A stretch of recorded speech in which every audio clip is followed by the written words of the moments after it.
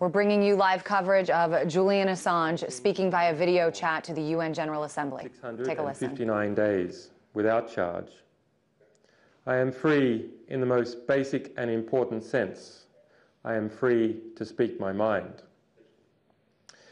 This freedom exists because the nation of Ecuador has granted me political asylum, and other nations have rallied to support its decision. And it is because of Article 19 of the United Nations Universal Declaration on Human Rights that WikiLeaks has been able to receive and impart information through any media and any medium regardless of frontiers. And it is because of Article 14.1 of the Universal Declaration of Human Rights, which enshrines the right to seek asylum from persecution, and the 1951 Refugee Convention and other conventions produced by the United Nations, that I am able to be protected, along with others, from political persecution.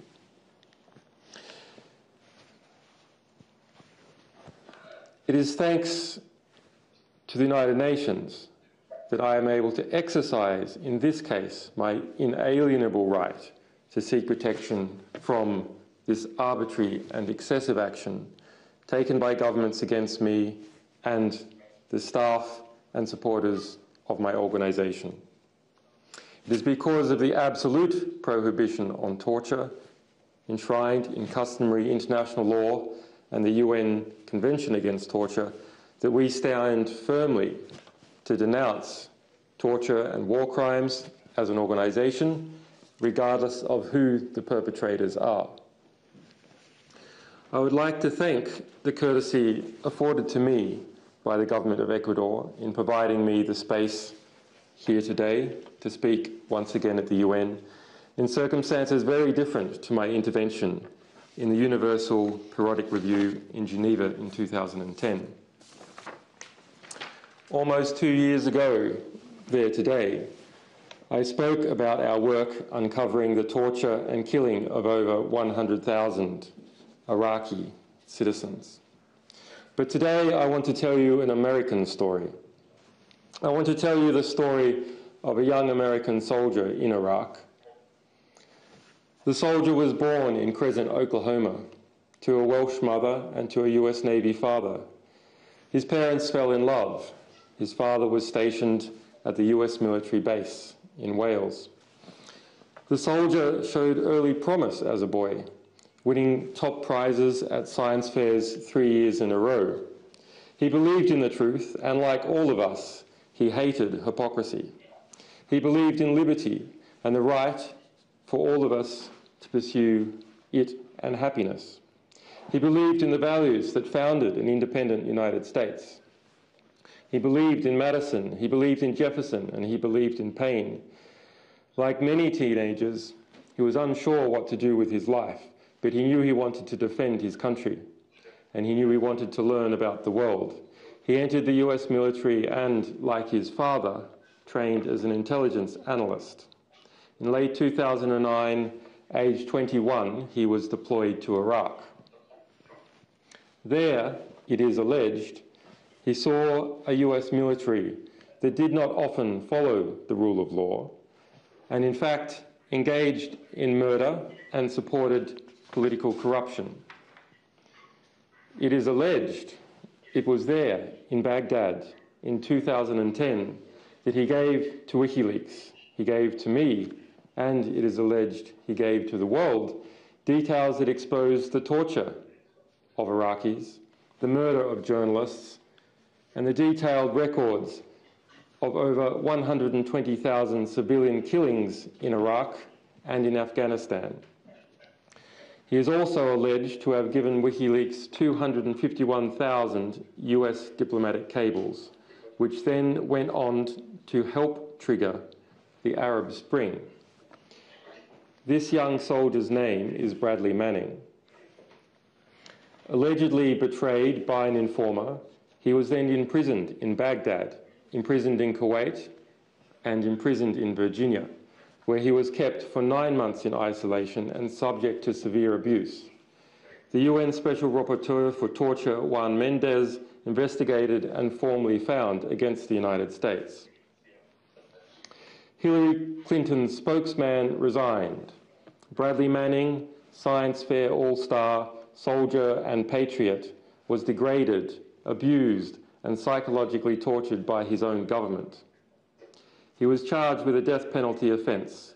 These things happened to him as the US government tried to break him, to force him to testify against WikiLeaks and me. As of today, Bradley Manning has been detained without trial for 856 days. The legal maximum in the US military is 120 days. The US administration is in trying to erect a national regime of secrecy, a national regime of obfuscation, a regime where any government employee revealing sensitive information to a media organisation can be sentenced to death, life imprisonment, or espionage, and journalists from the media organisation with them. We should not underestimate the scale of the investigation which has happened into WikiLeaks. I only wish I could say that Bradley Manning was the only victim of this situation, but the assault on WikiLeaks in relation to that matter and others has produced an investigation that Australian diplomats say is without precedence in its scale and nature, that the US government called a whole-of-government investigation. Those government agencies identified so far as a matter of public record having been involved in this investigation include the Department of Defense, CENTCOM, Southcom, the Defense Intelligence Agency, the US Army Criminal Investigation Division, the United States Forces in Iraq, the 1st Armored Division, the US Army Computer and Crimes Investigative Unit, the CCIU, the 2nd Army Cyber Command, and within that, 3 separate intelligence investigations. The Department of Justice, most significantly, and its US grand jury in Alexandria, Virginia.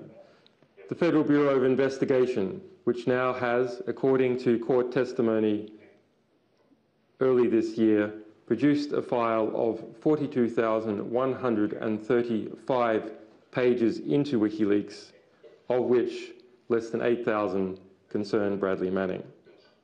The Department of State, the Department of State's Diplomatic Security Services. In addition, we have been investigated by the Office of the Director General of National Intelligence, the ODNI, the Office of the National Counterintelligence Executive, the Central Intelligence Agency, the House Oversight Committee, the National Security Staff Interagency Committee, and the PIAB, the President's Intelligence Advisory Board. The Department of Justice spokesperson Dean Boyd confirmed in July 2012 that the Department of Justice investigation into WikiLeaks is ongoing. So for all Barack Obama's fine words yesterday, and there were many of them, fine words, it is his administration that boasts on his campaign website of criminalising more speech than all previous presidents combined. I am reminded of the phrase, the audacity of hope. Who can say that the President of the United States is not audacious? Was it not audacity for the United States government to take credit for the last 2 years of progress? Was it not audacious for him to say on Tuesday the United States supported the forces of change in the Arab Spring? Tunisian history did not begin in December 2010, and Mohamed Bouazizi did not set himself on fire so Barack Obama could be re-elected. His death was an emblem of the despair he had to endure under the Ben Ali regime. The world knew, after reading WikiLeaks publications, that Ben Ali and its government had for long years enjoyed the indifference, if not the support, of the United States, in full knowledge of its excesses and its crimes. So it must come as a surprise to Tunisians that the United States supported the forces of change in their country. And it must come as a surprise to the Egyptian teenagers who washed American tear gas out of their eyes that the US administration supported change in Egypt. It must come as a surprise to those who heard Hillary Clinton insist that Mubarak's regime was stable. And when it was clear to everyone that it was not, it must come as a surprise that the US backed its hated intelligence chief, Omar Suleiman, who we proved the US knew was a torturer, to take the realm. It must come as a surprise to all those Egyptians who heard Vice President Joseph Biden declare that Hosni Mubarak was a Democrat and that Julian Assange was a high-tech terrorist. It is disrespectful to the dead and to the incarcerated of Bahrain's uprising to claim that the United States supported the forces for change. That is indeed audacity. Who can say that it is not audacious that the President, concerned to appear to look leaderly, looks back on this change, the people's change, and tries to call it his own? But we can take heart here too, because it means that the White House has seen that this progress is inevitable. In this season of progress, the President has seen which way the wind is blowing, and he must now pretend that it's his administration who made it blow. Very well. This is better than the alternative, to drift into irrelevance as the world moves on. We must be clear here. The United States is not the enemy. Its government is not uniform. In some cases, good people in the United States supported the forces of change, and perhaps Barack Obama personally was one of them. But in others, and en masse, early on, it actively opposed them. This is a matter of historical record, and it is not fair and it is not appropriate for the President to distort that record for political gain or for the sake of uttering fine words. Credit should be given where it is due, but it should be withheld for where it is not. And as for these fine words, they are fine words, and we commend and agree with these fine words. We agree when President Obama said yesterday that people can resolve their differences peacefully. We agree that diplomacy can take the place of war, and we agree that this is an interdependent world that all of us have a stake in. We agree that freedom and self-determination are not merely American or Western values, but universal values. And we agree with the President when he says that we must speak honestly if we are serious about these ideals. But fine words languish without commensurate action. President Obama spoke out strongly in favor of the freedom of expression. Those in power, he said, have to resist the temptation to crack down on dissent. There are time for words and there are time for action.